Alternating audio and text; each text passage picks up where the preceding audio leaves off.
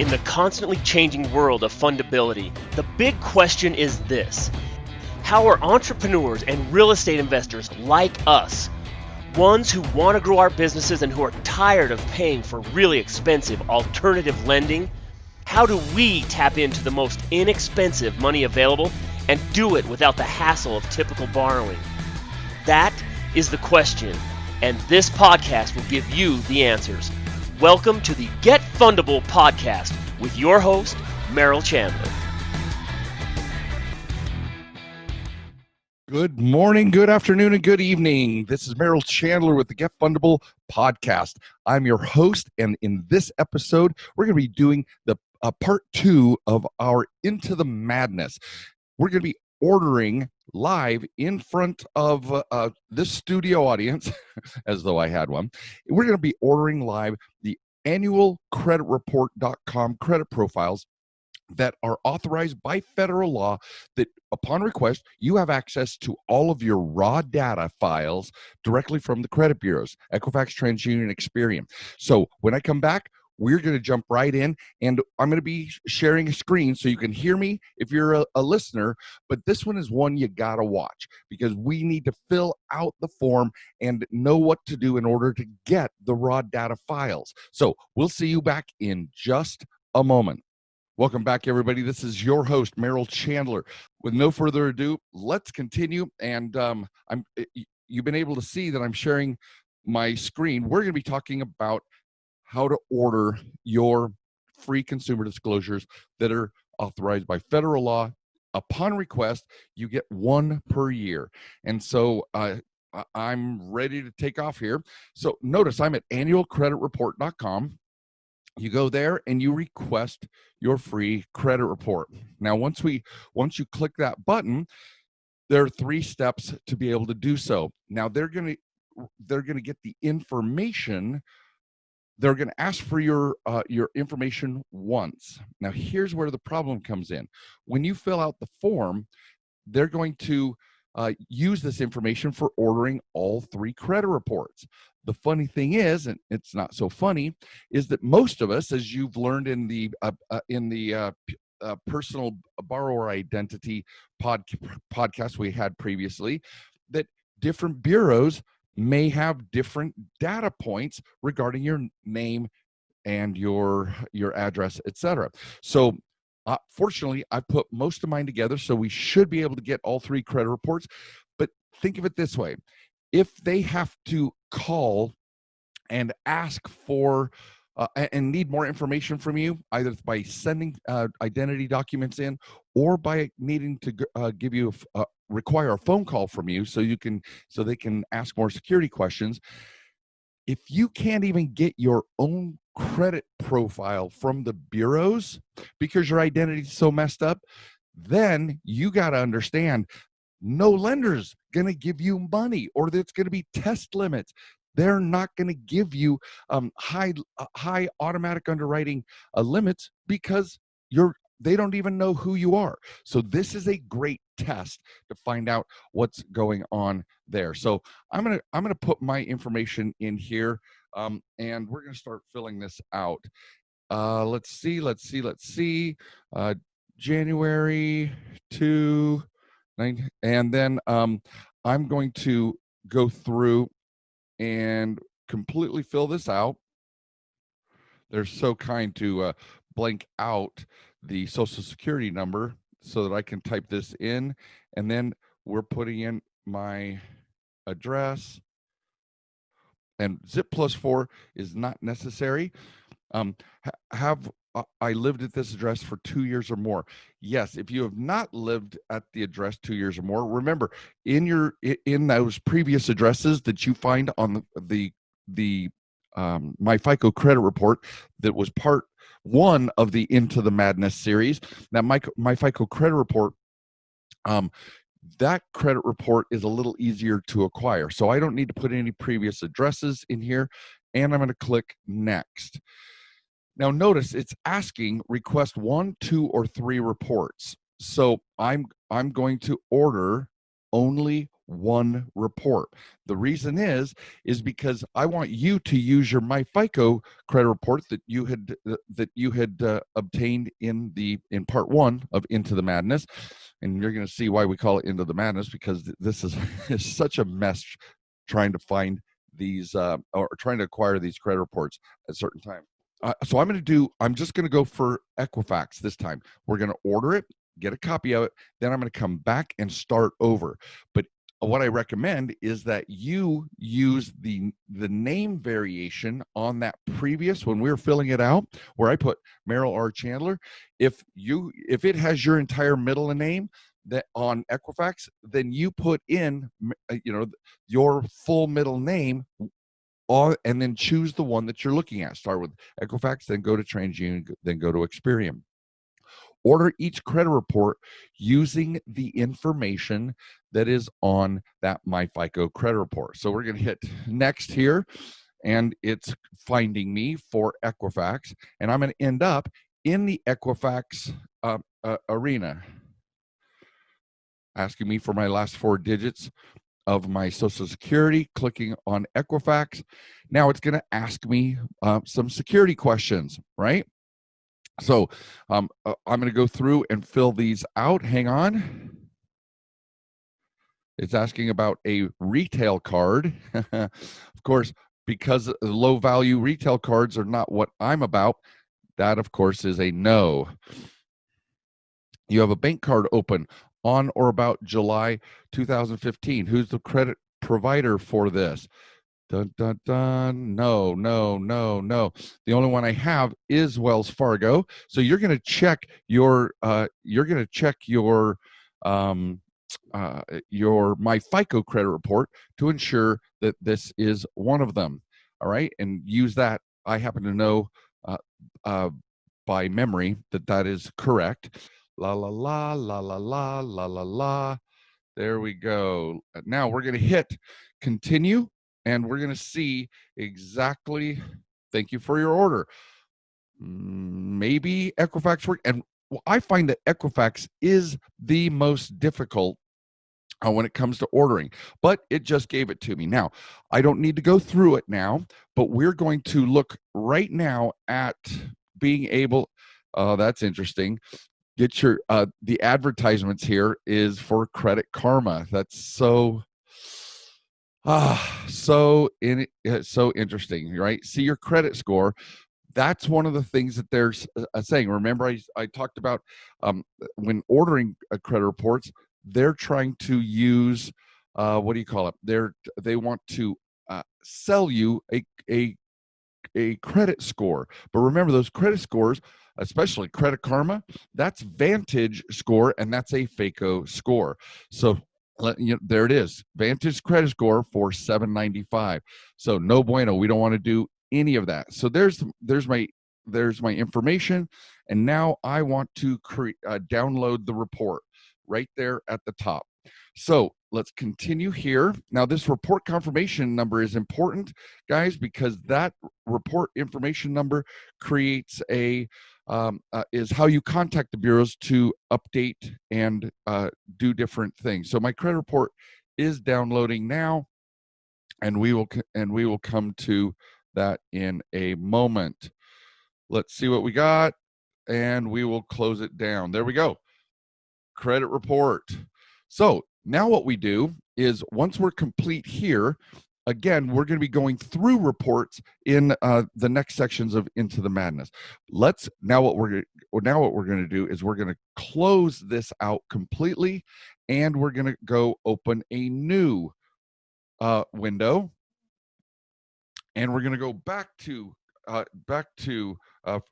annualcreditreport.com. Oops, let's type it correctly. Annualcreditreport.com. All right, and then we're going to request a free credit report. You see how I'm doing this? Now I'm going to look at TransUnion, and I'm going to look at how TransUnion has my name. Now, I know that all of them are the same, so I'm putting it in here, and I'm putting them all the same, but you may have different variations on your name as submitted, as recorded by the different bureaus on your MyFICO report. Use your name and your address as it is written in MyFICO so that you can have as simple execution as possible. So let me put in all right, we've got all that done, and my address is the same. And let's go here. Everything's correct. Have you lived in this address for 2 years or more? I'm putting yes. Now I'm hitting next. Now notice I'm going to request one report. I'm going to go to TransUnion. That's the one I'm looking at. I've already done the Equifax. So we go in there. Now they're going to ask me their security questions, right? And so thank you for selecting TransUnion for your free credit report. Now they're confirming my address, name, birthday, etc. They want an email address, so I'm giving them my personal borrower identity email address, right? So I'm putting that in, and they're requiring my phone number. So I'm also giving them my my personal borrower identity phone number. This is not my cell. This is my lender and creditor contact phone number. Same with my email. So if I get an email from at this email address, I know it's from a lender or it's been sold to list, and I can continue to work on removing those from my getting removed from those email lists that we discussed in the Protect Your Identity podcast. So let's see. All right. So I've given them the numbers that they need, and everything else checks out. It's waiting to load my information, and we're going to see which security questions they're going to ask. Now, if I'm putting in the data points that they have on record, everything's going to be solid. So we need to say, again, they're asking what is the monthly payment on here. What's the monthly payment for my auto lease? Which of the following is the street number of your most recent address? Oh, look at that. None above, because I've only had one address, because it is my PBID, my personal borrower identity address. Which of these street names are you associated with? Boom, there it is. And we should successfully confirm my identity. There it is. So I'm doing the exact same thing here. Notice they're trying to sell me a score. Yes, I'd like to see my score. But what I want is to come down here and save as a PDF, right? Let's try save as a PDF. You can print the report. And now it's downloading once again to my desktop, and there is my PDF. All right. Ta-da! Flawless execution. Now, part of the reason why I'm getting my approvals and getting high approvals through automatic underwriting is because they know exactly who I am. Let's see if I get 3 for 3. Now, what do we do? What's the next step? That's right. We're going to exit out of this browser window, and we're going to start a new one straight from the beginning. New window, go to annualcreditreport.com again. And when we go to annualcreditreport.com, request a free credit report, fill out the report, and once again, now I'm looking at my Experian data. So you guys are going to look at my FICO Experian data, and you're going to put in your information. For me, it's the same across all three. So I'm adding my birthday, and then once my birthday is in, then I put in my social security number. I'm going to hit next. Now I'm getting the last credit report, Experian. And we're going to go into Experian. They're going to test.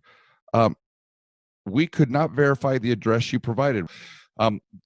Remember in one of the episodes where an individual had put in, or the lender had put in a business address in my personal address space. Remember that episode when I was working on my business lines of credit? they may have something skiwantopus here. So I'm going to, let's see where it takes us. Given that possible data, there it goes. Let's see here, personal information.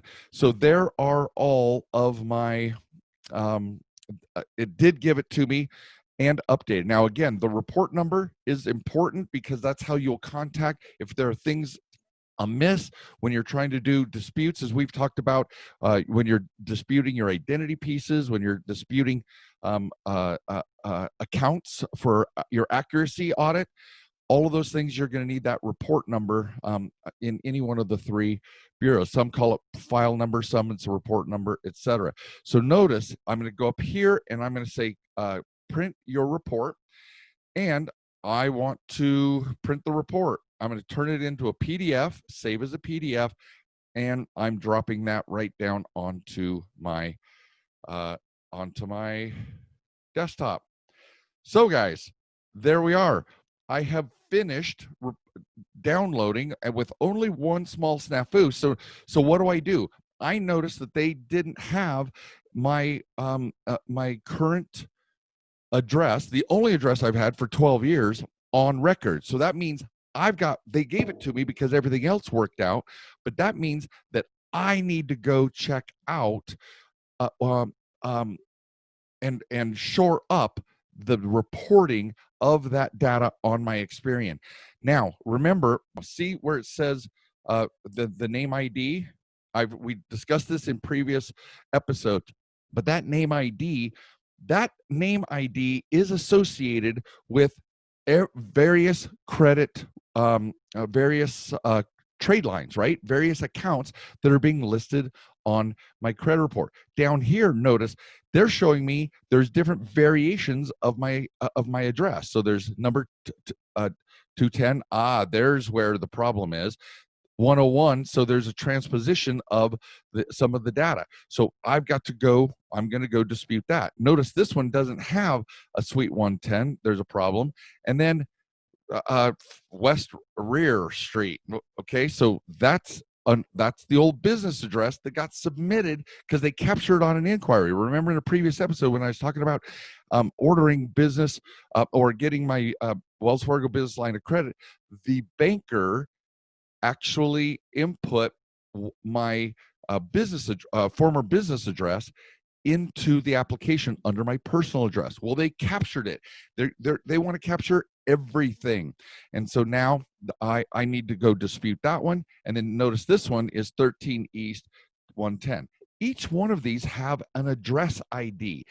Every single account is associated with one of these addresses. Every single account that's in my files are associated with one of these addresses. So when we look at this, we want to make sure that those addresses are not jamming up my files.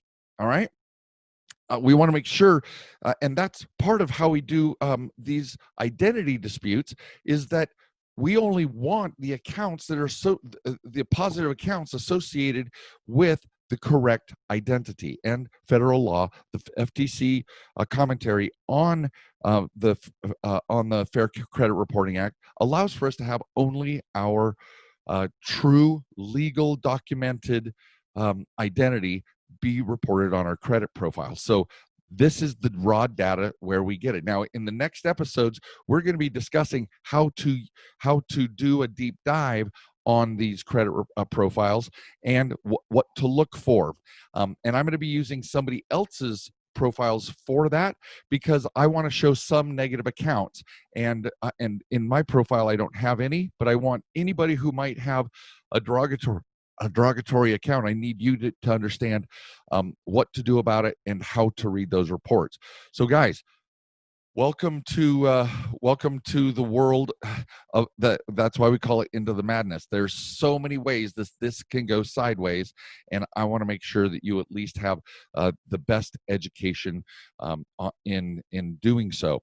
So if you have any comments or questions, put them on this episode. We look for them all the time. We'd love to know what's going on, and we want to make sure that you have all the intel. Remember what I say, one of my success principles is only the truth is actionable. So to get to the bottom of your fundability, you got to know what the databases are reporting on you. And the only way to do that is to do the dive into the madness and get your credit profiles. Now, two things may happen. I was able to effortlessly get all three credit profiles. At any point, if your data points that you're putting in this application, if you do not, if it refers you to say, it says something like, you need to call a number, it'll pop up on your screen and it'll say, you need to call this number. That means they want verification of your verbal verification of further data points so that they can get you your credit profile. Some will say, we're going to mail it to you, especially Equifax. Hey, we're going to mail you a copy of this. Don't despair. Get the raw data, and then that's when you can be empowered to fix it. But I just wanted to show you how to look at that, how to look at this data, how to fill out the credit report, request information, and you do it by each bureau that you have that's listed on your MyFICO credit report. So if don't falter, guys. If you're asked to mail something in, if you're asked to call them, do it immediately. And if it would have done it here, I would have included that on the podcast. I would have just called up right here in front of you, and we would have gone through the process. It didn't happen, so I need you to get everything prepared, because only the truth is actionable. Remember, one name. That's what we want. I have 5 addresses. I am committed. I need to get that to one address, and they were all the same address. I'm going to make a phone call here to remove those addresses. Maybe I add that as a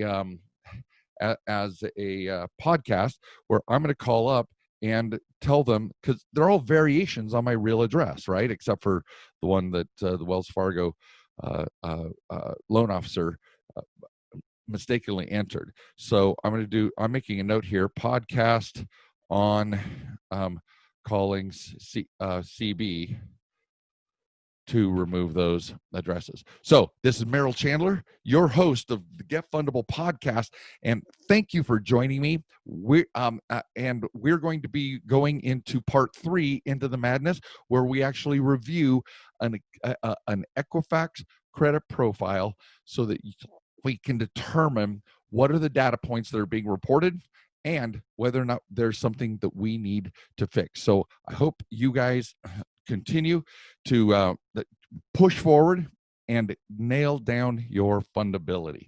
Fair enough? All right. You guys have a spectacular rest of your day.